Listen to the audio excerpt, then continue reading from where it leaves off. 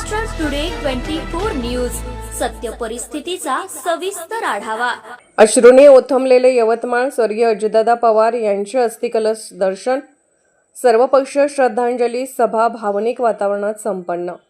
महाराष्ट्राचे लाडके नेतृत्व स्वर्गीय अजितदादा पवार यांच्या पवित्र स्मृतींना अभिवादन करण्यासाठी यवतमाळ शहरात गुरुवार दिनांक 5 फेब्रुवारी 2026 रोजी आयोजित करण्यात आलेली अस्थिकलश दर्शन यात्रा व सर्वपक्षीय श्रद्धांजली सभा भावनिक वातावरणात व शांततेत संपन्न झाली।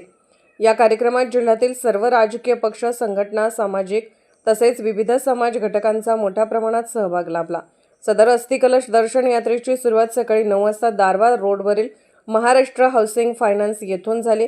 त्यानंतर यात्रा शहरातील प्रमुख मार्गावरून मार्गस्थ होत विविध चौक व कार्यालयावर पोहोचली।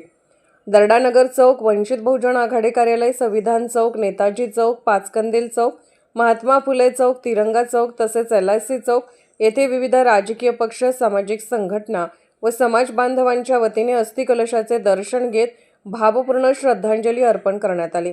यानंतर ही यात्रा जिल्हाधिकारी कार्यालयात दाखल झाली। जिल्हाधिकारी कार्यालयातील बचत भवन येथे सकाळी 10 वाजता अस्थिकलश दर्शन व सर्वपक्षीय श्रद्धांजली सभा पार पडली। या सभेत उपस्थित मान्यवरांनी स्वर्गीय अजितदादा पवार यांच्या सामाजिक, राजकीय आणि जनसेवेतील कार्याचा गौरव करत त्यांना श्रद्धांजली वाहिली। उपस्थित कार्यकर्ते व नागरिकांच्या डोळ्यातून अश्रू वाहताना दिसत होते। संपूर्ण कार्यक्रमादरम्यान शांतता व शिस्त राखण्यात आली होती। कोणताही अनुचित प्रकार घडू नये यासाठी प्रशासनाच्या वतीने चोख बंदोबस्त ठेवण्यात आला होता। कार्यक्रम शांततेत पार पडल्याने आयोजकांनी समाधान व्यक्त केले। या अस्थिकलश दर्शन यात्रेच्या माध्यमातून यवतमाळ जिल्ह्याने स्वर्गीय अजितदादा पवार यांना एकसंघपणे श्रद्धांजली अर्पण करत त्यांच्या स्मृती सदैव जपण्याचा निर्धार व्यक्त केला। महाराष्ट्र टुडे मराठीसाठी ब्युरो रिपोर्ट सचिन झिटे, यवतमाळ।